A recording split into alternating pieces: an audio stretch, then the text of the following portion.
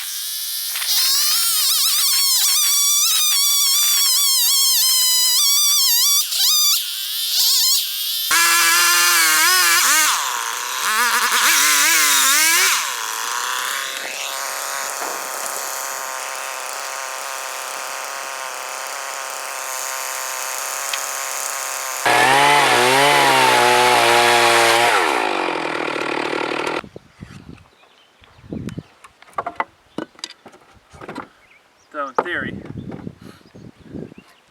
these are 3x3s.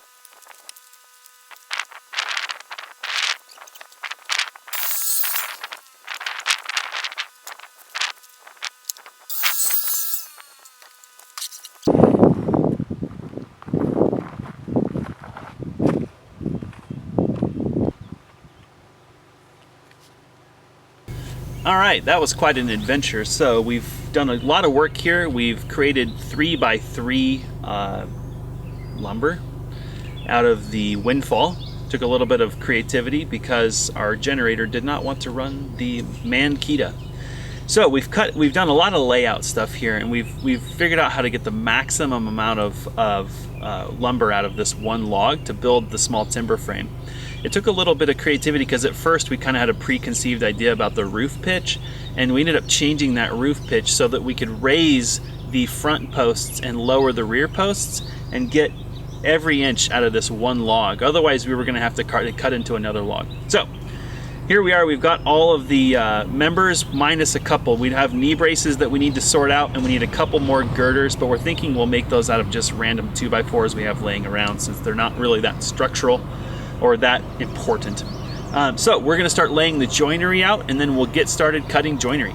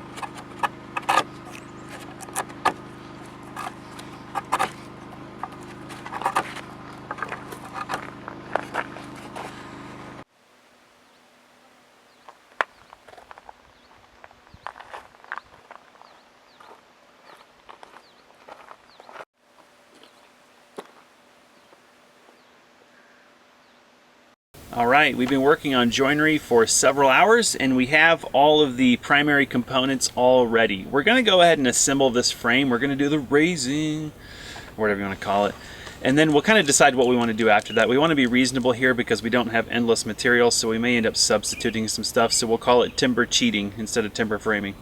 But the really cool thing about the joinery on this is we got to use a lot of the really common joinery from perhaps a timber frame home. For example, mortises and tenons, which are very basic, but we're also doing some half lap stuff, and we also got to do a tie at the plate joint, as well as a tie below the plate joint. If you're a timber framer, you'll know what I'm talking about. Those are really interesting things to try. And so you have to wrap your head around these three-dimensional shapes and learn about reference points, because this was all milled with our Alaskan chainsaw, you recall. So the dimensions are all close-ish to 3 inches by 3 inches, but none of these are actually perfectly square. So we had to do a lot of the basics of timber framing. Anyway, so we got all of our joinery cut, we've got everything here, so let's go ahead and start assembling this. When we're done, we'll kind of talk briefly about some of the joinery.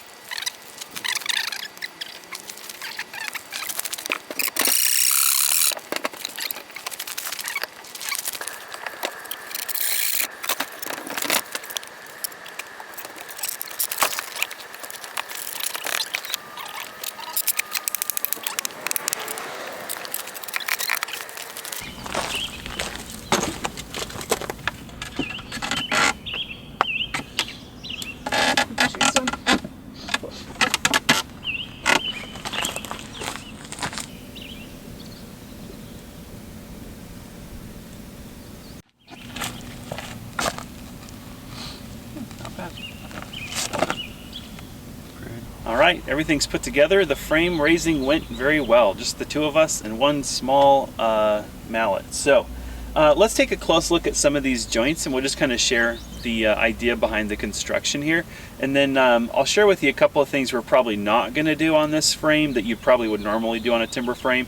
And it just comes down to wise use of resources. So let's take a closer look at some of these joints. So this joint here is called a tying joint, and it's called a tying at the plate. So in a normal structure, this would be called the plate, and then behind it here would be called a tie beam, and this is of course a post.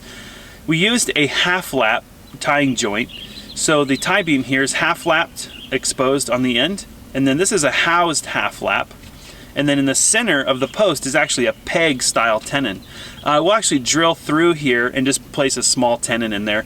And the idea is that the plate will then keep the tying beam from coming off of the tenon. So otherwise the tenon doesn't really do anything because all the weight is on the shoulder on this post. This is a really fun joint to practice. We may end up using this on a much larger structure.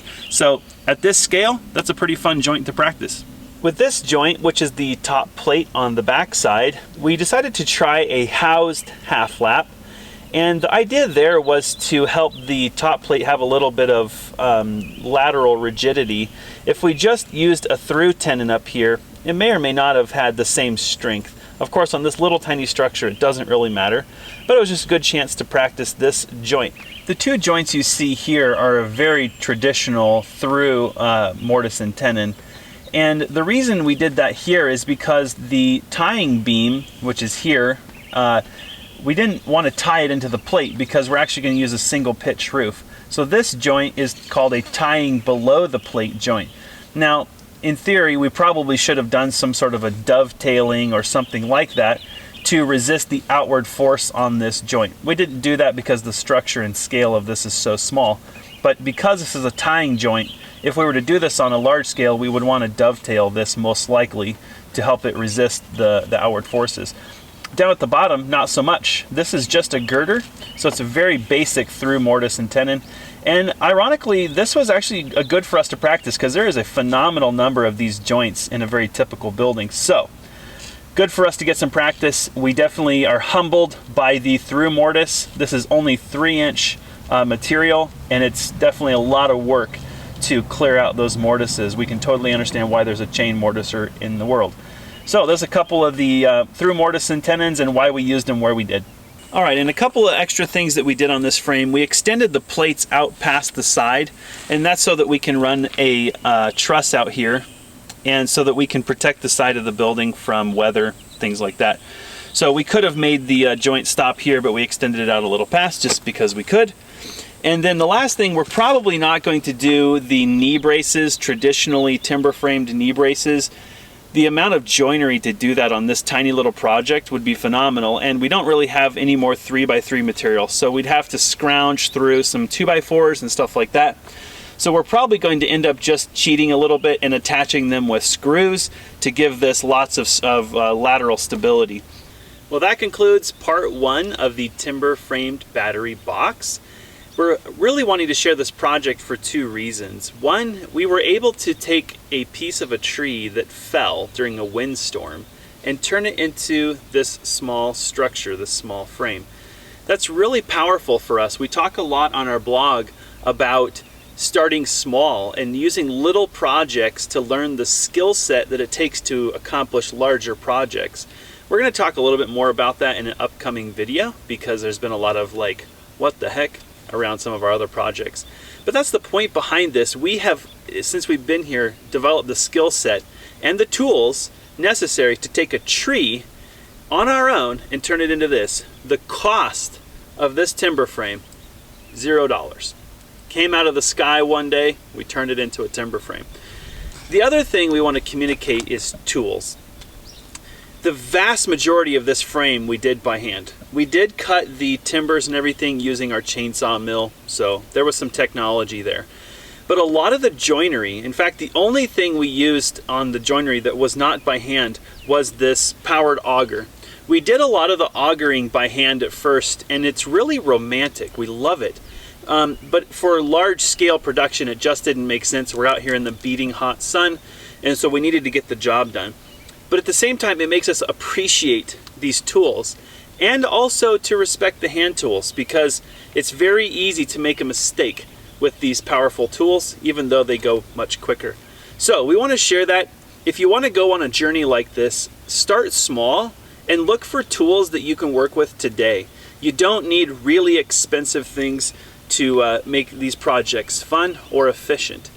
So if you enjoyed this project and you want to learn more about our timber frame battery box as we move on to part 2, working on closing it in and putting the lid on, or about our off-grid homestead, please subscribe to our YouTube channel. We'll put a subscribe button right here over the batteries. And also follow us on our blog. We do a lot of detailed write-ups on some of the projects we're working on. It's purelivingforlife.com. We'll put a link to that in the description below. You'll also find 2 other links, one for our Facebook and the other for our Instagram, where we do a lot of micro posts. So follow us over there and we'll see you in the next video.